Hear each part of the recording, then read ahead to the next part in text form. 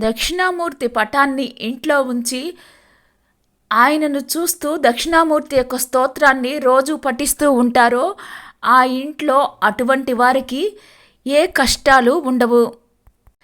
తెలియక చేసినటువంటి పాపాలు వారికి నశిస్తాయి. రాబోయే కష్టాల నుంచి కూడా దక్షిణామూర్తి రక్షిస్తాడు. ఏ దయ వలన దుఃఖం పూర్తిగా నిర్మూలం అవుతుందో ఆ దయను దాక్షిణ్యం అంటారు. ఈ లోకంలో శాశ్వతంగా దుఃఖాన్ని నిర్మూలించగలిగే శక్తి దాక్షిణ్యం భగవంతుడికి మాత్రమే ఉంది. ఆ దాక్షిణ్య భావం ప్రకటించిన రూపమే దక్షిణామూర్తి. అన్ని దుఃఖాలకి కారణం అజ్ఞానం. అజ్ఞానం పూర్తిగా తొలగితేనే శాశ్వత దుఃఖ విమోచనం కలుగుతుంది.